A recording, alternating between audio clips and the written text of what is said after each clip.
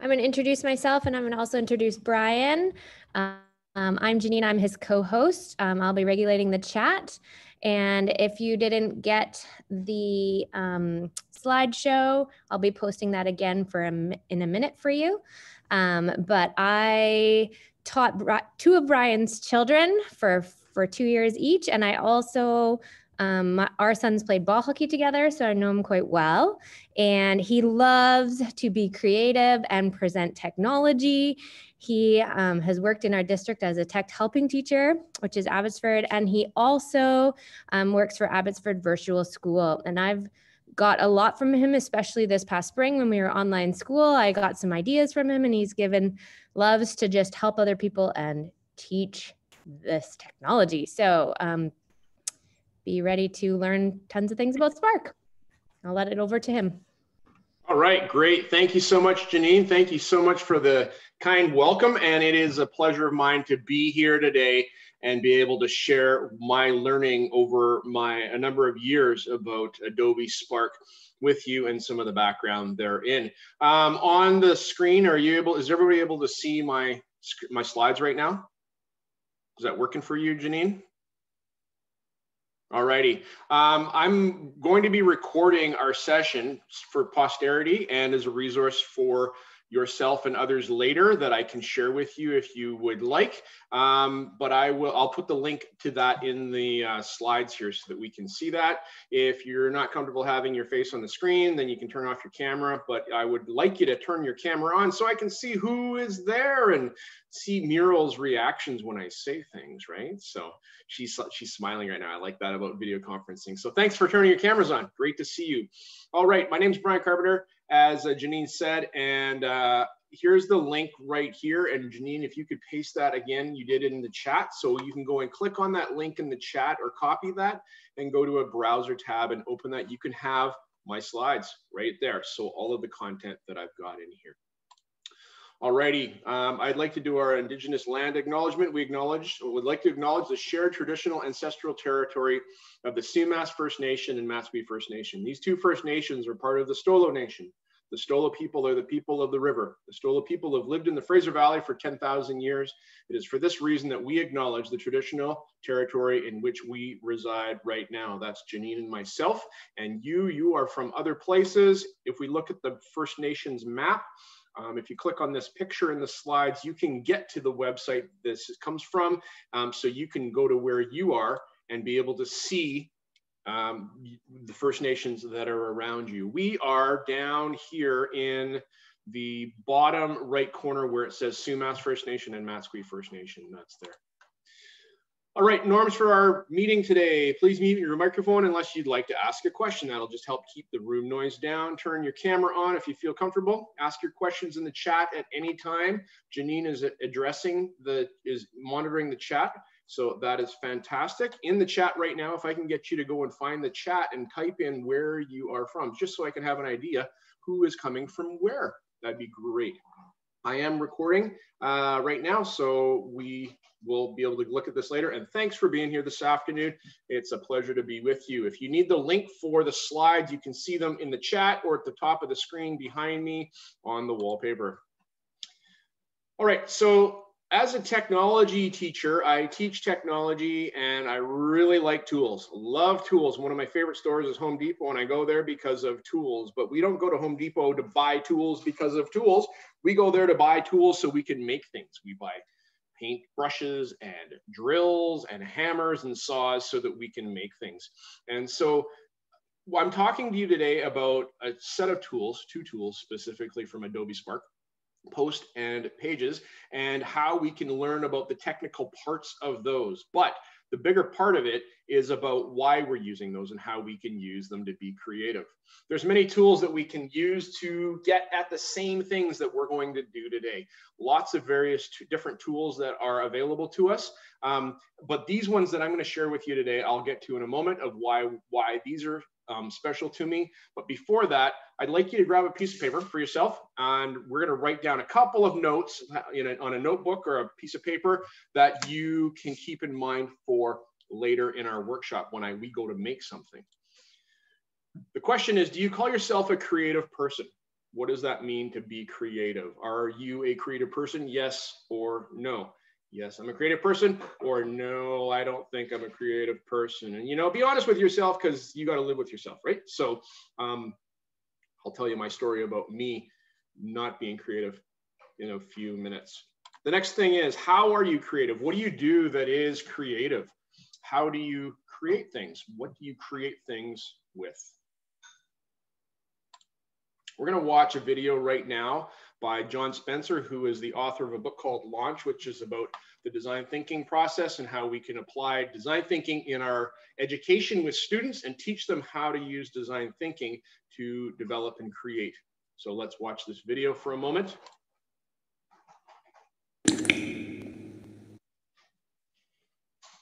When you hear the word creative, you might think of a painter, or a playwright, or an author, or a photographer, or a filmmaker, or a chef.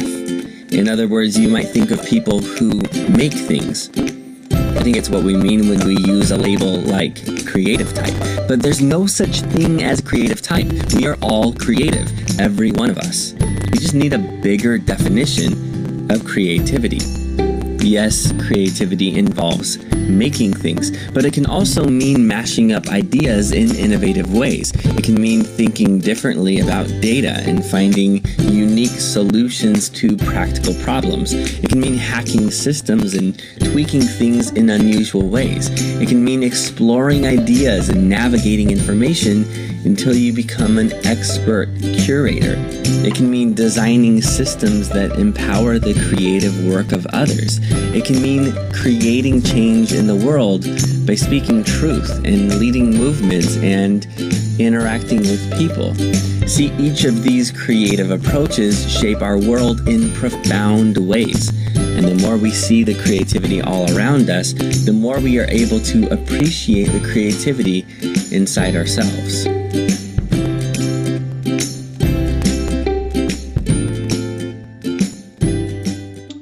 So I find that challenging as, why is that one not working?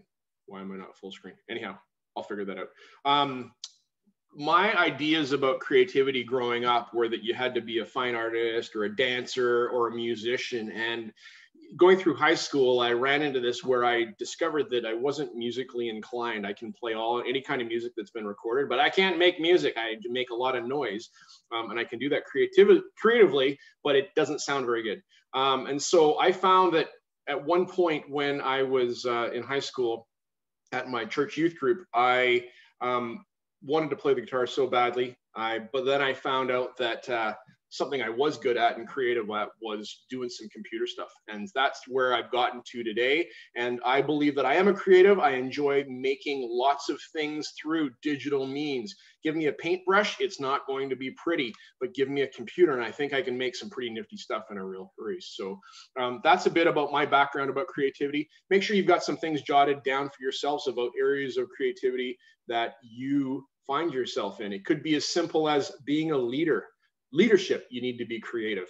You need to be creative as a teacher. How do you lead your classroom? How do you work with your students? So we're not going to play that and move on from this slide. Alrighty, what is Adobe Spark? And I don't know why I'm not full screen here. Let's go again. There we go, coming. So Adobe Spark, when you hear the word Adobe, what can come to mind? In the chat, let's type in what comes to mind when you hear the word Adobe. What do you hear? What do you think of when you hear Adobe? I hear PDF reader, Adobe Acrobat PDF reader, Sketch, reading a PDF, creative platforms, Creative Commons, or creative, yes, Lightroom, Photoshop. Okay, and so Adobe is very much about people making and creating things. They've got tools that are super high end. They're so technically high end, they scare me. Like I don't want to use Photoshop because I don't even know where to begin. I could, if I wanted to, really, I could learn it, but it's not something that's passionate for me. Then Adobe knew that and they learned that people need simple tools to use, and that's where Adobe Spark comes in. The concept is simple. With Spark, you can create visual stories on any device for any device, even without previous design, video, or web development experience. It's a one-stop shop for Adobe professionals and beginners alike. And so the beauty of it, this came from Storyblock blog, what exactly is Adobe Spark? And in the slides at the bottom, if you click on that, it'll take you to an article where they talk more about that. Adobe Spark is made up of 3 components. In the last session, in session C6, or B6, last session, I talked about Adobe Spark Video. I'm not going to be talking about that here today, right now. We're going to talk about Post and Pages, where Post is a graphics software where we can make annotated graphics and put text on some graphics, and also Pages, which is a web page designer that's very simple that your kids can use. Here's what some others are saying about Adobe Spark. I'm going to leave these links with you. I'm not going to go over them for sake of time, because I want us to give us some time to create and make some things this afternoon. So you can go back and look at those there.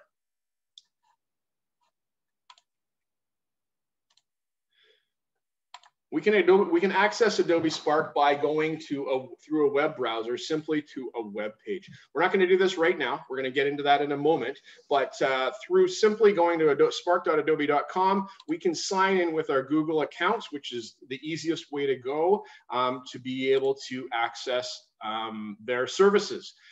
Adobe Spark is age restricted. So unfortunately for our youngers in our classrooms that are under the age of 13, they will need to have access somehow. And in our school district in Abbotsford, we have Adobe for Education, and that allows us to have our students that are younger have a school type of account. It's a school account that they're able to use and be able to access it. You can talk to your IT people about how to get that started. And if not, you could, as a teacher, make a like Mr. Carpenter at gmail.com email address that is used predominantly specifically for this. Give the students the credentials, not to the Gmail address, but when you create your account in Adobe Spark, you can give them those credentials. They don't need to be the exact same credentials as your Gmail account. So there's a way to keep the 2 things separate, okay? So that's what we can do there. When we do that, we have to talk to the students, if we're using a classroom account, for example, about digital citizenship and staying out of each other's stuff. And that's a really important conversation that I think we all need to have with our students as we're dealing with technology. It is the end of Digital Citizenship Week, so don't be afraid to have those conversations. All right, thank you for all your thoughts. We got Photoshop, Lightroom, Acrobat, and Photoshop, and there's Illustrator. And so Illustrator is used for graphic arts, not so much for photo editing, but more graphic arts. And that's where Post is going to come in today for us. This book, 40 Ways to Inject Creativity into Your Classroom with Adobe Spark by Ben Forda and Monica Burns, is a collection of lessons that can be used with. They have graphic organizers in the book. They have how to set it up, how to set up the stage for what you're going to do. And they've got 40 different topics in here on learning spaces that you can use as teachers. The first one, the welcome back message, is a message that you as a teacher could create using Adobe Spark Video, the previous session. There's lots of things in here about Pages and Post in here as well. I encourage you to go get that book if you're interested in using Spark some more. Janine, are you able to catch that Amazon link and put it into the chat for us, please? Thank you so much. All righty. Are there any questions up to this point that you have before we jump into Post and about the different kinds of things that we can make?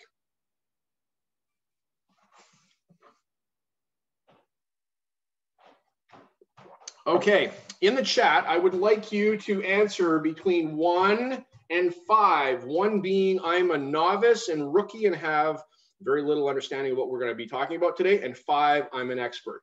Put that in the chat for me so I can see where you're at, please.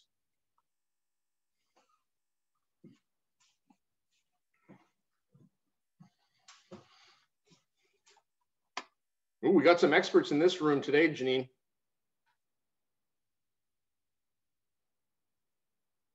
All righty, so Mr. Nugent says he's never used Spark, but familiar with Photoshop and Lightroom. So having some background with tools, that's helpful because that's gonna help us get around. and we have some 3s and 1s and 4s, and so that's great. So thank you so much for your responses there. Alrighty, we're going to jump into Spark Post and talk about Adobe Spark Post. Adobe Spark Post is a fun and fast and easy way to create stunning graphics for all occasions. Now, as a creator, I'm a creator. I create with Adobe Spark Post almost on a regular daily basis. I use it in my personal life. I use it to create graphics for Twitter, for my wife who needs some thing made quickly. I can use it for that. I make it for birthday invitations and all kinds of things like that. It's easy to share your designs via your favorite social media platforms, text or email to wow your audiences. That's what they say in iTunes. With Apple, that's there. Some things that you can do, you can make video title slides. You have that video that you recorded in your classroom. It's a screencast. You put it on YouTube and you're like, hey, that's my face on there. I should have a title slide that goes over top of it in YouTube. So when you're looking for it and people are looking for it, they see what you're talking about as opposed to you just sitting there, right? And you can only have so many of those. YouTube thumbnails. So that's, or the title slide you can actually put on the front of your video. YouTube thumbnails you can put into YouTube, social media posts, infographics, classroom screen welcome slides. So you have a slide every day that you put on the screen for your kids. You can easily update and fix that up. Invitations, photo collages, logo builders, and snowman building. And I'll get into snowman building and what that means in a little bit, okay? This graphic here I put on Twitter back when I found out I was presenting and what my session numbers were. And I quickly, it took me probably about 10 minutes to make that graphic. So it gives you fonts and ways of moving things around, and even the ability to remove the background from a picture very, very quickly, which is pretty cool. That just showed up in the past 5 months and it's in beta, so I hope they don't ever take it away. You can do things, graphics like this. I was reading a book called The Infused Google Classroom, and reflecting on Twitter, I found a quote in the book, found a picture, and put that on Twitter. So it's a way of making, I don't know, reflecting. I like to do my reflection through graphics and graphic arts, and so that's one of those things. This is my daughter Bree, and I took this picture here on the right-hand side 5 years before, and we were there for Roll Up the Rim. I'm like, let's match up that picture and let's see a before and after picture. My dad turned 80 a couple of years ago, and I made this for his birthday. Birthday invitations right here. This is my daughter's birthday invitation on the left-hand side, and mine that just happened the other day on the right-hand side. Took me maybe 5 minutes to make my birthday invitation that we could then text out to all our friends and invite them to a party. This one here is a way that I can take a picture that I took. It was a picture taken of me hiking, and I was able to add a quote that I heard someone talk about during a podcast to that, so that I can reflect on that and share it on Twitter. Here's a logo that I made. Somebody said, happiness is between your ears. That was on a podcast I was listening to. Got home and I'm like, I'm gonna reflect on that and send this to that person because that's pretty nifty. And I made a graphic really quick. Some other things. We've got Logo Me assignment. I did this with my students at school where I had them all create a logo for themselves using Adobe Spark, using icons.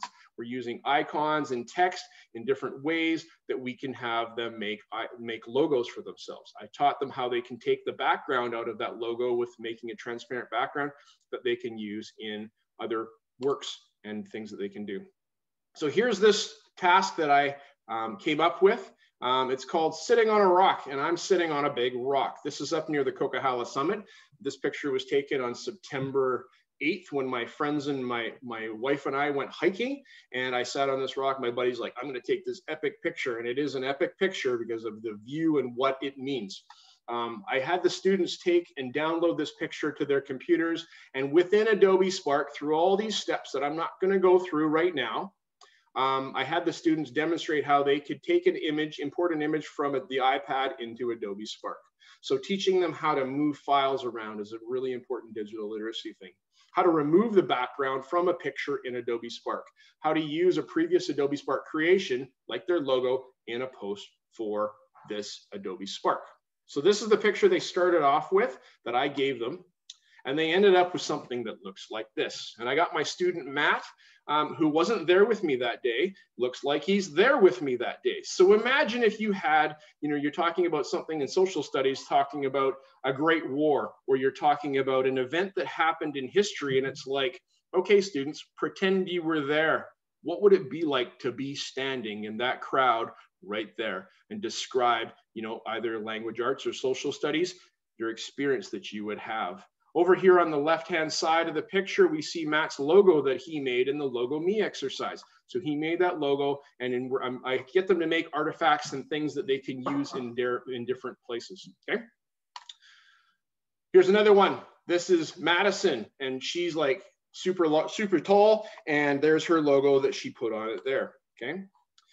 Alrighty, so snowman building. So snowman building, this is a video of all the snowmen that my students built. And we did this with Adobe Spark, and I'll show you this video.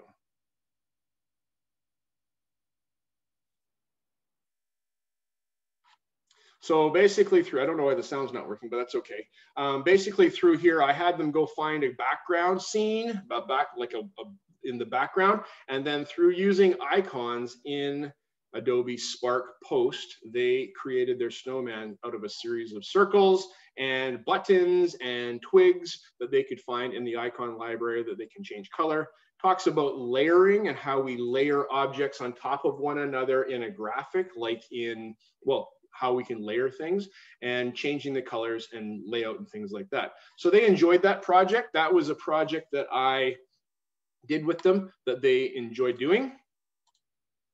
What else? Here's the tutorial that I did for EdTech team. I put it in one of their newsletters a number of years ago on how I did this task. So you can go and watch that and see that. I came into my email about a week ago from Adobe Education Exchange. That's blurry because I went and stole that picture, or a screen capture of that and expanded it. But Adobe Education Exchange is very much interested in how we use their technology for education. And they provided me with an I Am From poem project using Adobe Spark. And this is using Adobe Spark Post. If you click on here, if you click on this image right here, that'll take you to the lesson plan that they give you. It's a PDF that you can download and get. Also, if you click here, that'll get you there. So what they did was the Urban Art Partnership in the United States has partnered with Spark, with Adobe, to have teachers use this tool to, talk about where they're from and just to get students doing creative things. So that is an opportunity that you could use. I'm actually going to use this task with my students probably in the next few weeks, because I think it talks a lot about identity, talks about creativity, and us also sharing who we are with each other. All right, Claudio Zavella Jr. is Claudius here. And he is, if you click on this, this will take you to his blog article. I'm going to click on it right now. And he talks about 5 ways to use Adobe Spark Post in your classroom. Claudio is his name. He is, in my opinion, an EdTech rock star. I follow him on Twitter, follow him on YouTube, and I watch his videos because he gives me tools and talks about how we can use Adobe Spark in different ways that I didn't think of before. Down in here, he gives you a bit of background of what you can do and how Spark works, Adobe Spark Post works. He has a tutorial that we can watch. So if I sit back, we can watch, I can get a cup of coffee. But we could use it to make memes in your classroom, right? Take a picture and put some text on that picture. You could use character quotes and talk about so things that you can do with character. Book covers. You need to make a book cover. You could create a cover for a book and resize and reshape and remix things. A story or comic strip. Using this, we could take and build all the different images with different icons and pictures, and easily put thought bubbles and things like that. Posters. You need a science lab rules poster. You can get the students to build that in Adobe Spark Post.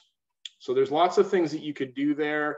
You need a campaign poster for a grade 4 class president or something like that. you could do that. So this is an interesting place to go. I would recommend that you go and take a look at some of his other blog articles that he has, because Claudius is amazing, and I listen to him on podcasts and that. So that is a resource for you there. Ready to get started making something? Yeah? Yeah? Okay. All right. In a new browser tab, I'd like you to go find a new browser tab and click the plus in your browser. In your browser, go to spark.adobe.com.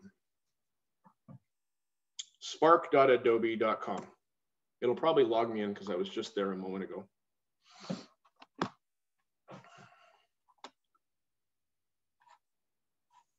And sure enough, it does. Tells me that I was there.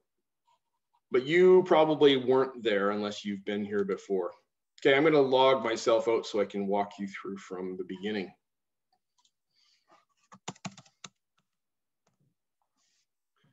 Any questions so far? Put them in the chat, and Janine will catch up and make sure I'm aware. All right, so I've got you going to spark.adobe.com. Really easy to use. I have my students remember that instead of having to go find the link on my website or in my Google Classroom. They're really quick at going there because it's simple to use. Spark.adobe.com. You're going to click on the Start Now button on the top right corner of that window so that we can go and get you logged in with your Google account. Continue with Google. Now, if you haven't been there before, it'll ask you for your email address and your password, and that's connected to your Google account. It doesn't mean that Adobe Spark knows how to get into your account, except you are going to give it some permissions that you're going to of how it's going to access your account. So you go and pick your account. I'm going to use my Brian Carr at Gmail account. Click on it, and hopefully it will get us into the dashboard. Everybody doing good out there? Yes, Christine, you can use iPads for this app as well. So Adobe Spark Post, Video, and Pages is all available for iOS, so iPads and smartphones, for iPhones. Unfortunately, Pages and Video are not available for Samsung, for Android devices. So it's not available for those or Android phones. But you can use Post for those things. All right, are we all good? Give me a number 1 in the chat if you're ready and good to go. Type a number 1 for me.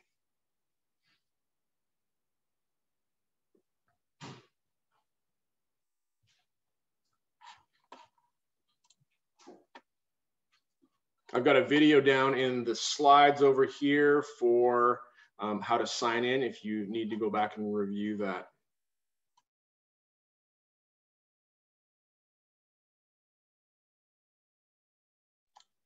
Alrighty, so it looks like everybody's in. Thank you so much for getting back to me on that. Once we're in here, I'm going to have us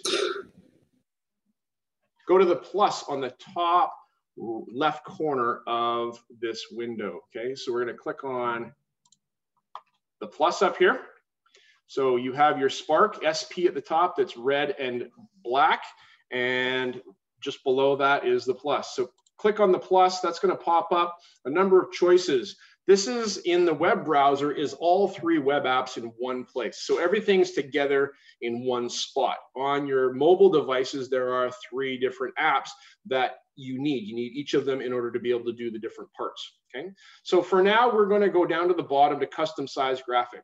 You can go branded graphic, but the little gold tab that's beside it says you have to have the premium or the pro version of this, and you don't need to do most of what I'm going to do. I don't teach anything to my students that you need the pro version of because I want them to be able to use it at home and after and outside of school. Go down to custom size graphic here, and it will go to the next page for us.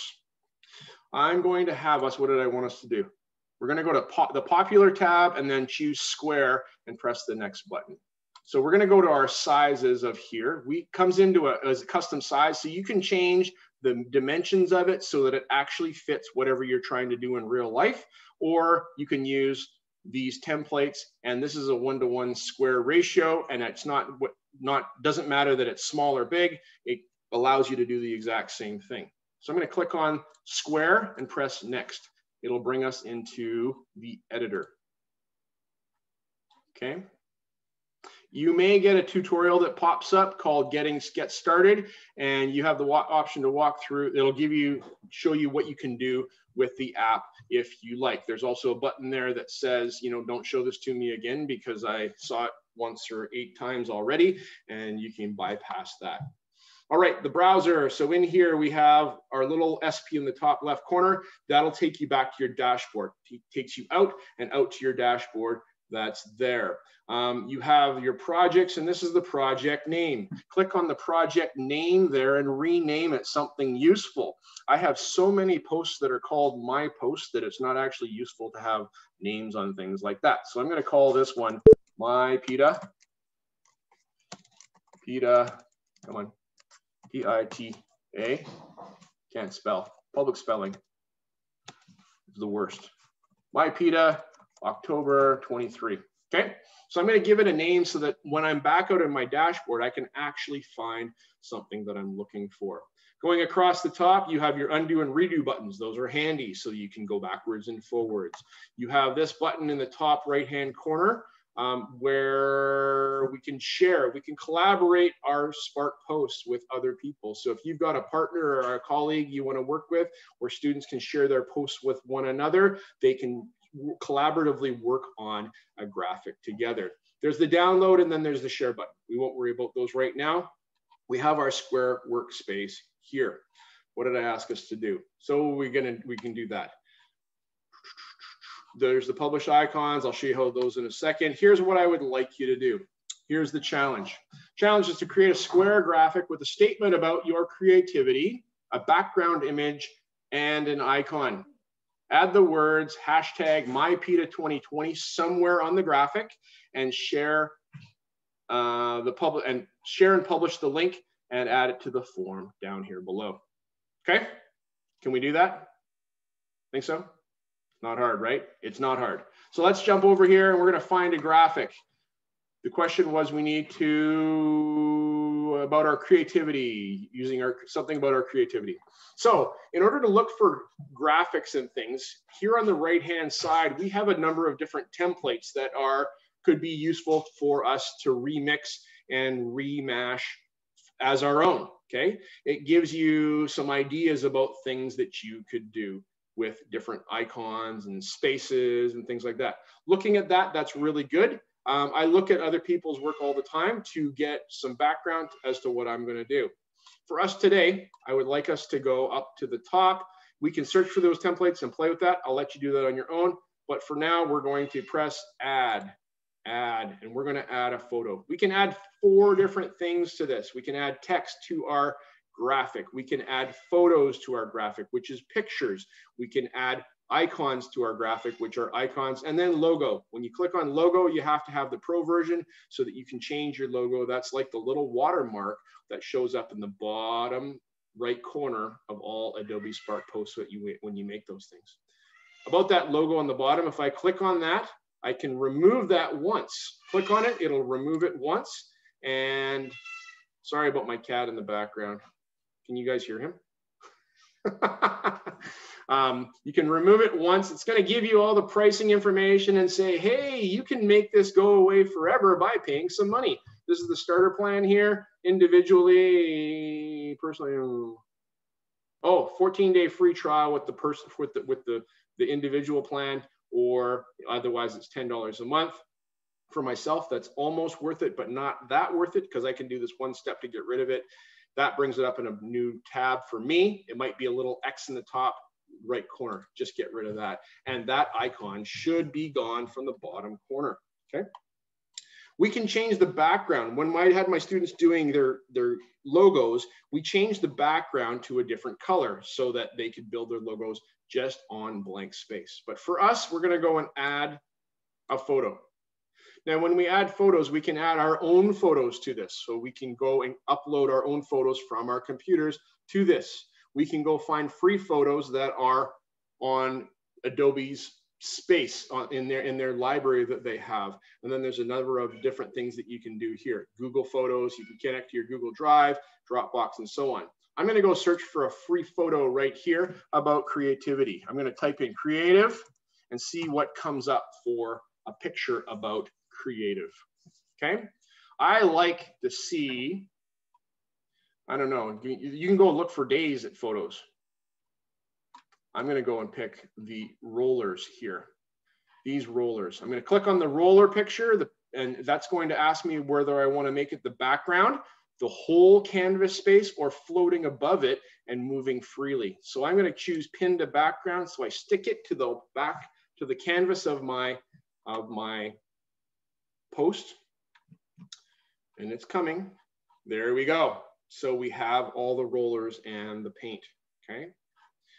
I asked you to put some text, a statement. So we're gonna add some text to this about creativity. We can take and we can modify the background. We can change the scale of it. Over on the right-hand side, we have our scale. We can zoom in on that. We can zoom back out so that we can fit it on there. We can rotate it. We can make it move. Oh, that's kind of fun. I'm gonna go at a 45-degree angle about like that.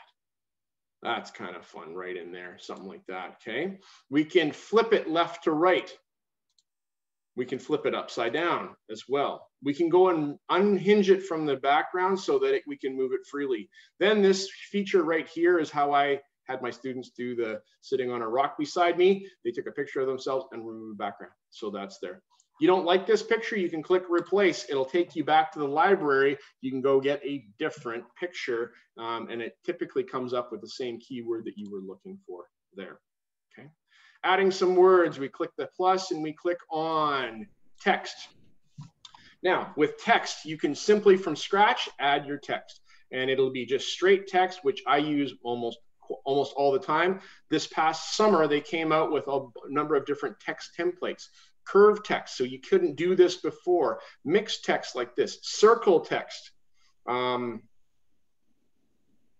not sure, Janine, if you can remove Adobe stock across it, depending on the picture that you chose, right? So not sure about that. It came from them. I know. Now it has Adobe stock, like big, huge letters across from it. Really? So sometimes, yeah, I don't know about that. So there's all different kinds. There's the honeycomb text that's down here you can use, okay? I'm just gonna simply go to add my own text. Adding my own text, it brings up a place that I can type. Creativity for me is about fishing, taking pics, and making videos of our trips, like that. And I can press done. It'll go and paste that onto my slide, onto my post here, like this. I can click and with my mouse and drag and move it around the screen, okay? It gives me some controls about different parts of the text. So this text box has text styles. If I look on the right-hand side, there's type. That's where the text styles and all these different text controls come in. I can change my font, and now this has access to many, many, many different fonts that are available. I'm gonna zoom in so we can see this better. Lots of different fonts that are available. I can change the font. I can make it all kinds of different fonts. So there's lots of different fonts that you can use. Lobster's kind of fun like that, okay? Beyond that, if I click in on the text, after I can change the font, I can change the layout or the alignment of that. I can go center, I can go justified. And if I go justified, it stretches it out and make some of the words bigger and smaller like that, okay? Size, this is the size, it's 137.1 point font. I can make it bigger or I can make it smaller, right? Like that. So that's the font. On the screen over here, I can take and grab the corner of my box and make it as big as I would like. So I don't need to use the slider controls for that. The slider controls allow you to do things and get into consistency. If you have two things that are similar size, you can adjust the size of those things right in there, okay? So moving your text box left and right, as you move across the center line, you see that you get a dotted line that moves up, that goes up and down. That's vertical. If I slide down here, I can find a horizontal line that shows up, and I am able to put my text right in the middle of my graphic. Okay, so that's how you can do that. Letter spacing has to do with how close the letters are to get to each other. You can stretch them out or make them as they should be. Line spacing, I use this quite a bit to either spread out or bring my lines, my words together so that they're tighter, okay? Opacity, I can take the transparency of the background away, make it more transparent in the background that I have there. Now this box that is behind is like highlighting it, and so that it shows up and you can see it if it's the same color as the background. I can take the shape of that text box by clicking on shape, and I can use my mouse to go up and down and choose different ones here. If I choose the diamond, it looks like that. If I choose the circle, it looks like that. I can go back to none here, like this. When I do that, my font color is now problematic. I have dark spaces and I have light spaces, and I can't get my font to all show up very nicely that way. So I'm going to put it on a circle and change the transparency of that circle so that I can see that there. Okay. Padding of this shape has to do with how much space there is between the letters and the outsides and extents of that. If I make this bigger, it thickens it all the way up, right? So that I can't see behind it, right? Or smaller like that there. I'm going to click back on the text here, go back to the type where I have my transparency or opacity, and slide it down so I can still see it, but I can see the background come through like that. Important to put your name on your work. So I'm going to add my name by adding some text to this from scratch. Brian, come on, Carpenter, like that, and press done. It'll use the same, it'll use the same style of text that you were just using previously. So I'm going to keep mine as circles like that, because the circles and the lines, to me, I kind of like that there. I'm going to take the opacity of that there and increase that. Now that I have two objects on the screen, I get the order, the layers of those two objects, where they are from one another. I can put the Brian Carpenter underneath the other one, or I can put it on top. So when I was doing snowman building, it had to do with having the circles in the right spot and all of the different objects so that you could see them or not on your graphic, okay? So there's that. I need an icon. I said we needed an icon. So press plus and go for an icon, and I'm going to go and get myself a dancer. Nope, taking videos about fishing. I'm a fisherman, so I need to go get a icon for fishing so that it is consistent and it makes sense. I'll go get fisherman. I like lake fishing, so he's going to be on here. I click on this one here and it spins and it will add it to my graphic eventually. Is it there? No, not yet. Anyhow, it'll end up there eventually. Maybe it's stuck. Maybe it's stuck. All right. So that's what we can do very simply and quickly. That's all I've asked you to do. Once we're done, I need to add MyPITA to this. So I'm going to go add some text, and I'm going to add some text and call it. Oh, there, all those icons are showing up right now on there. Adding the text, because we're doing things web-based. We're relying on how fast the internet is moving wherever you are. Hashtag MyPITA 2020, like that. Press done. And it'll end up on here. And I'll bring that over here and make it smaller.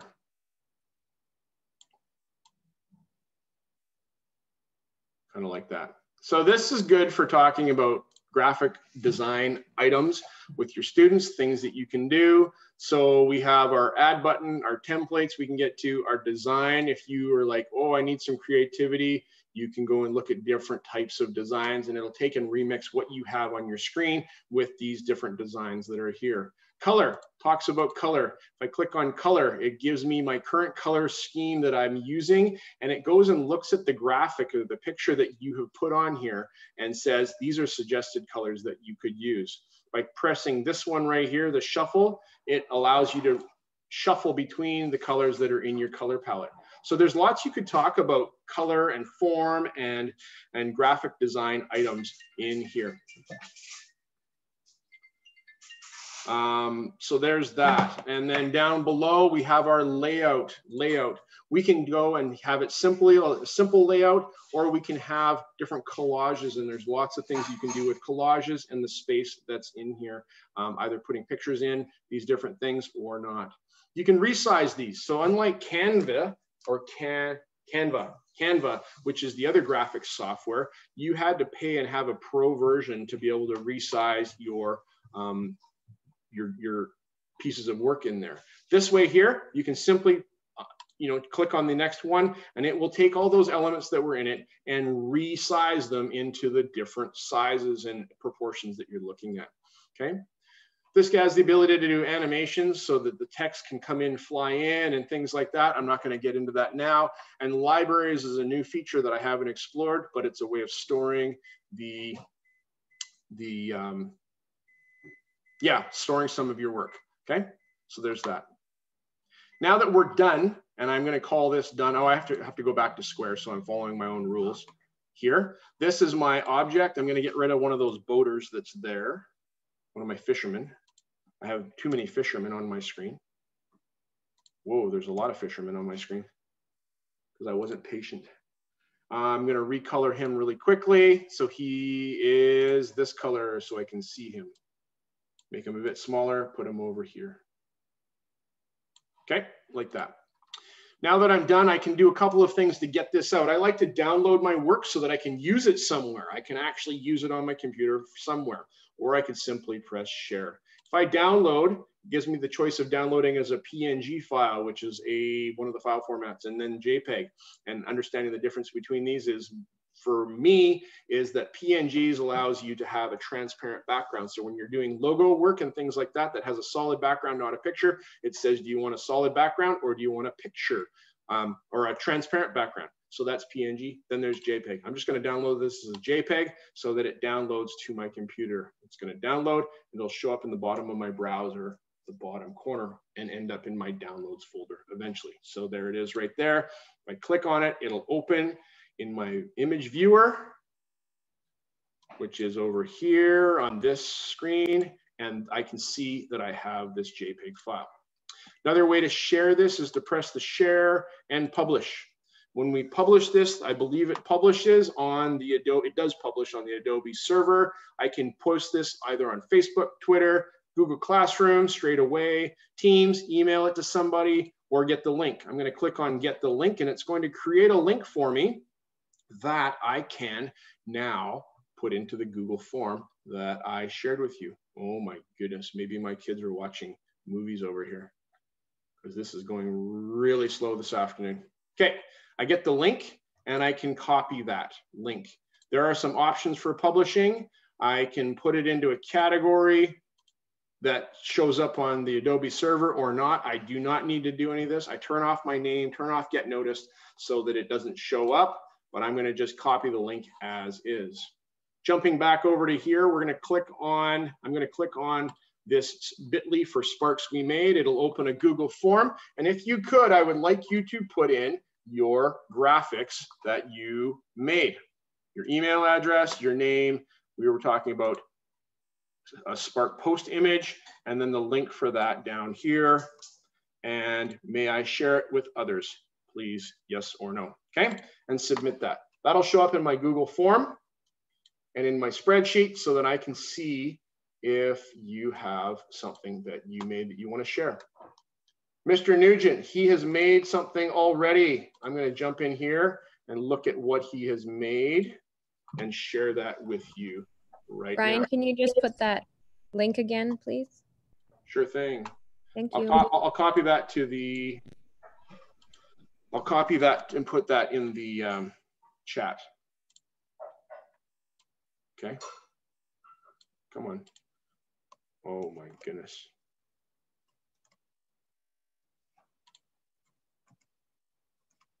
Nope, don't make it go away. Control C, and the chat is right here. There we go, okay. Mr. Nugent has created a post that looks like this.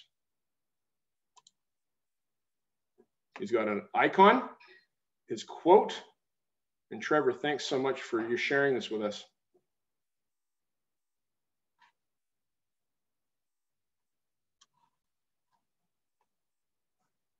How's everybody doing? Do we need more time working on this? We're actually getting close on time. Now, I run out of my time all the time. What time do we go to? We go to 1:15. Is it 1:15 or 1 o'clock?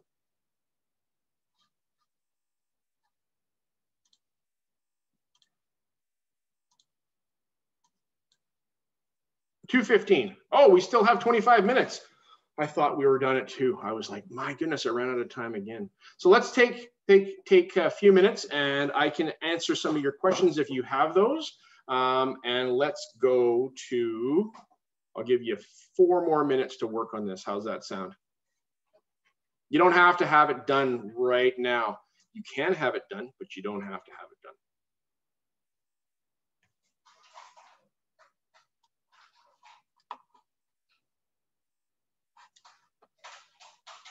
Trevor, what do you think of this product that you see here?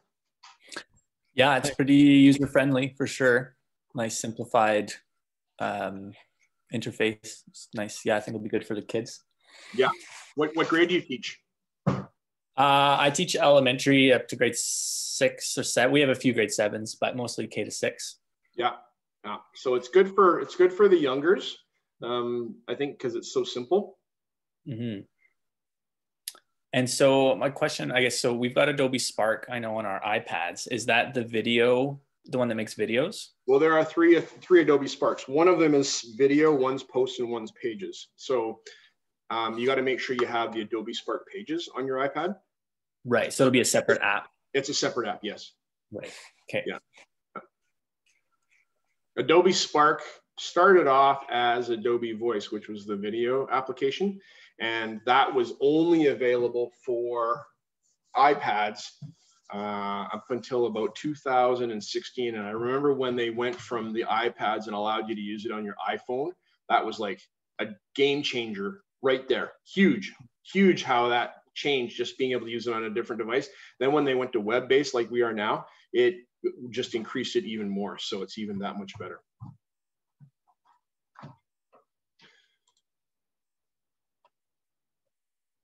Christine and Sarah and Trish have theirs. May I show yours? I have to go over and see if you said I could. Okay.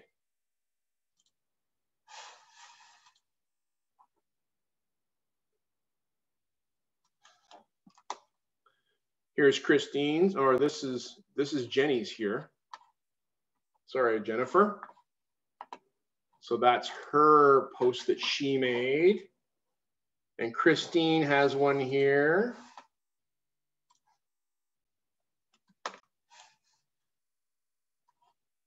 I'm an ideas girl. Oh, that's cool. Oh, look at that light bulb in the water. That's pretty nifty. That's pretty good. And Sarah.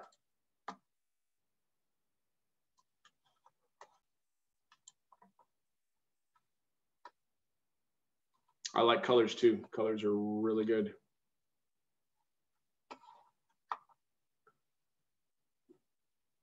So we've got a little bit of experience like with that, and it didn't take very long to make cool looking things. It didn't take much to go find some pictures. A question about copywriting. These are all within Adobe Spark. So I believe I've read their copyright policy that they can be used in educational purposes. And I think even in commercial purposes, because they've got them available in the app. All righty. So a couple more minutes, and then I'll dive in and we'll take a look at Adobe Spark video, or no, pages. Does anybody want me to show their graphic that they made?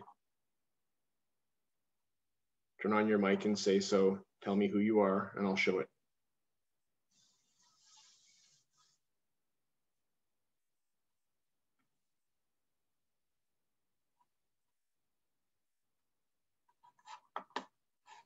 All righty. Okay. Shall we keep going, Janine?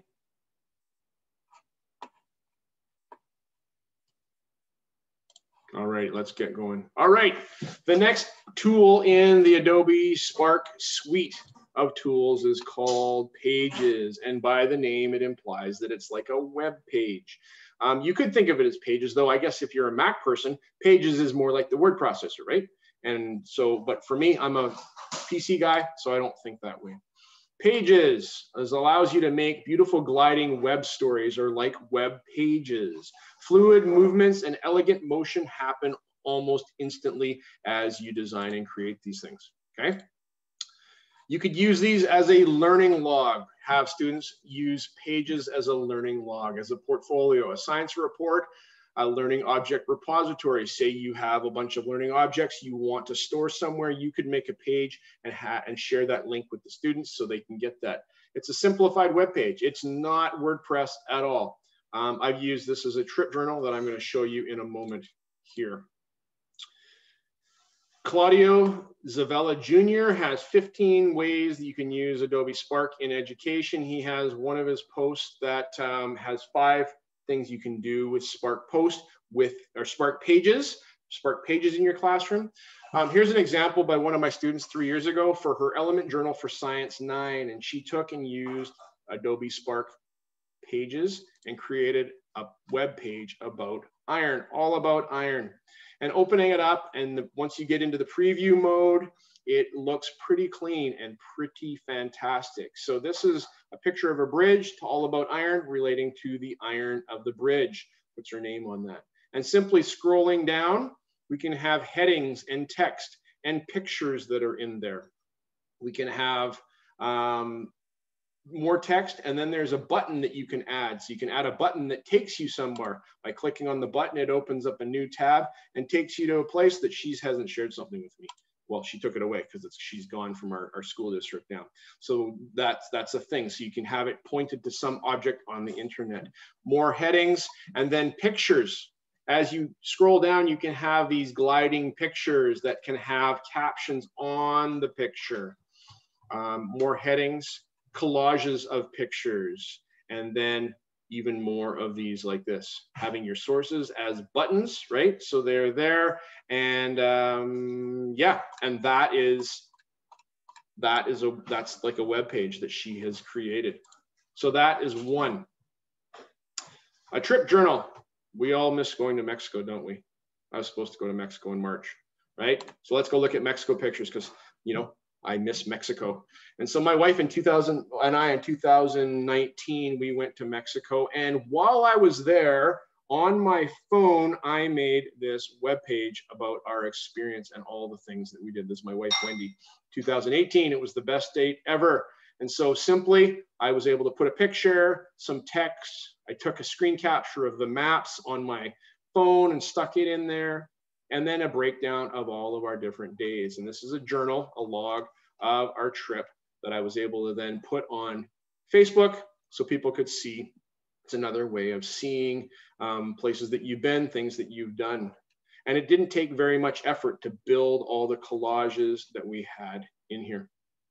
My wife and I, we went to a cooking class, and this is the chef lady that's telling us how to make tortillas while we were there. And so you can put videos in there and pictures and all kinds of text. So it's pretty simple to use. I took that picture of the turtle because he was that close, which was pretty fantastic. And we got to go see the turtles that one day. Last day was resort day. Saw a big iguana on the beach, or actually on the patio.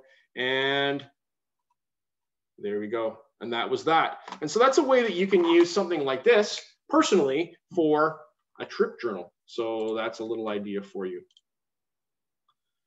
Wesley, he was in grade 4, and I taught them how to use Adobe Spark Video within the app, and he went and found the web page on his own, and he made this, he told his story by a simple web page of having a banner at the top with his name and then his text below that, and that was it.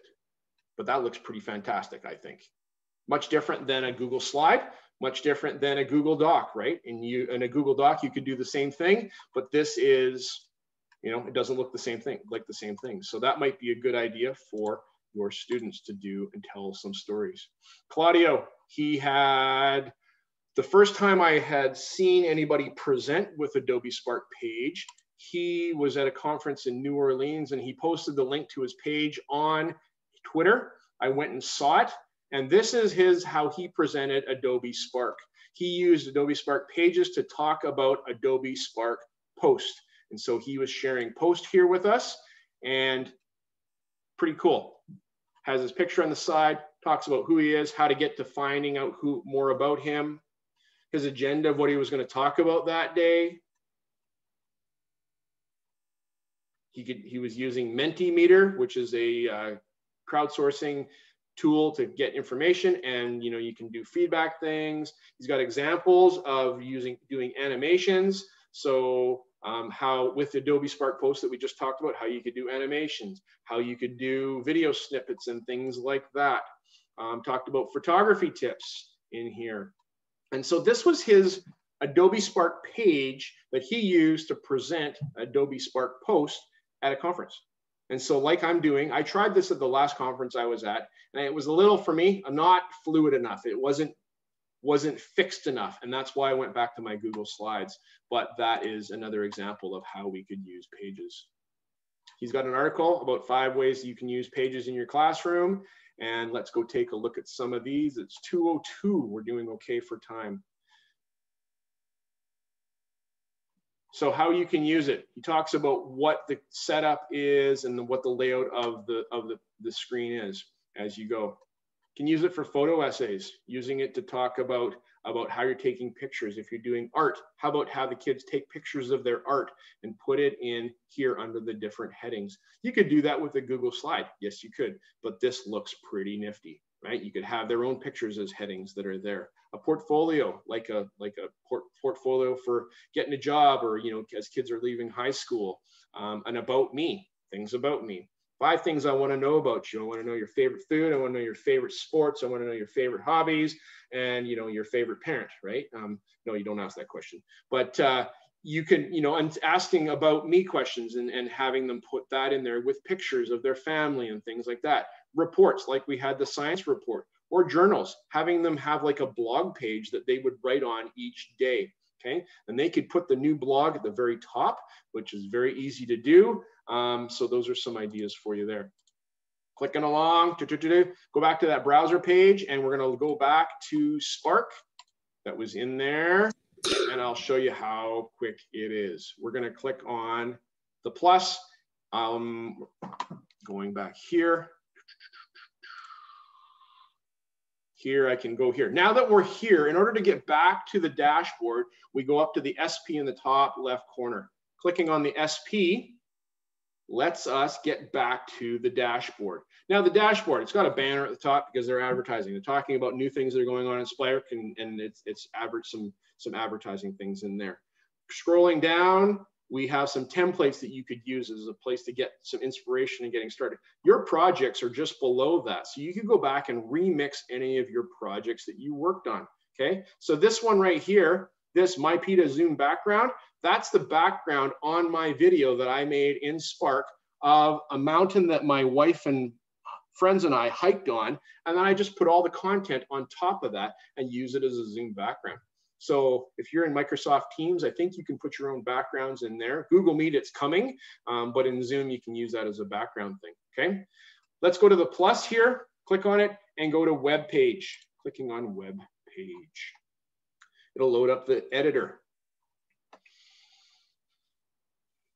All right, starts off with your settings preview, present, and share at the top, okay? Adding a title, MyPITA Spark session, and I'll go things people made. Now this is me, I'm gonna do this. Let me go tell you what the challenge is that I'm asking of you to do, okay? I've got a challenge for you down here, right here. Here's the creation challenge that I'm asking of you to try and maybe do. Create an Adobe Spark page with a title and a cover picture. Include your post graphic that you already made previously so that you have it either on your computer or you might be able to add it straight from Spark. And add your Adobe Spark video if you have one of those. If you were in my previous session, you made an Adobe Spark video, and by using the link from the above, I can't remember where that was. This could get you started, to be the start of a journal for learning here at the conference. You could use this as a learning journal. You could use this to reflect on what you learned in all your different sessions today in here. When you're done, share your published page in the Google form as we had done over there, okay? So basically, what can we do with this? I'm going to jump in here. MyPITA Spark session, things people made. This is things that you guys made. I'm going to press the plus and click on photo to add a photo. Where am I going to get them from? My own computer, or I'm going to find free photos. Clicking on find free photos, I'm going to go with Spark. And I like Sparks because Sparks show me that, you know, creativity can start from something really, really simple, right? So there's my title, just like that. That's pretty quick and easy, right? Scrolling to start writing your story. I can add a photo, I can add text, I can add a button, I can add a video, I can add a photo grid, a glide show, or a split layout where there's something on both sides of the screen. So I'm going to go today at MyPITA. Oh my goodness. On a phone, you don't have to, you can voice type. We made many different things. Okay? Like that. So I can just put some text there. I can add more text or objects above this. If I click on photo here, I can go back here. And can I add anybody else's photos? Not easily. I'd have to download your photos here. Nope, not this one. Not that one. I got rid of that tab. If I go get somebody's photos like Trevor's photo and open it up, I could go and get it, bring it over here. I can do this. I can right click and I can save the image. So this is not, there's not an easy way within Spark to move things from within Spark into Spark pages, but simply downloading it, I stick it on my desktop. It's called 1200. I jump back over here to my page and I can add a photo. I can go back here to upload a photo. I go to my downloads on my desktop, and there's Trevor's photo. And I can put that photo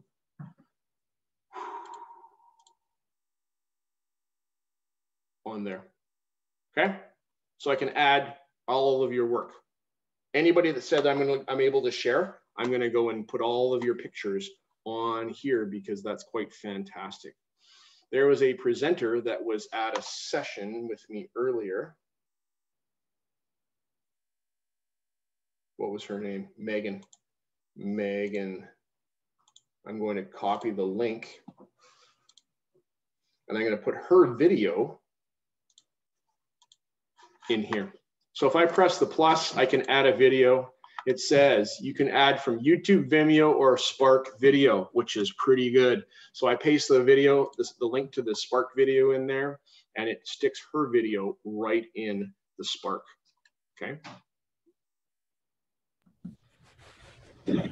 How's everybody doing? I emailed my picture to you. You did? Okay. I'll go get your picture.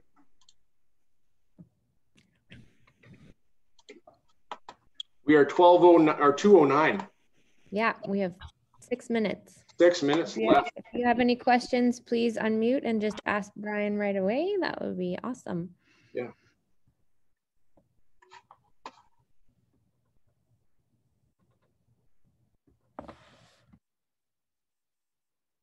I've done such a good job. They have no questions at all. It's a nice program. It's pretty straightforward. Uh-oh. He had a question. He can't remember. You can always email Brian. I think your contact information is at the end of the slide, right, Brian? Yeah, it is. It's actually the front, the very top. The very top. Yeah.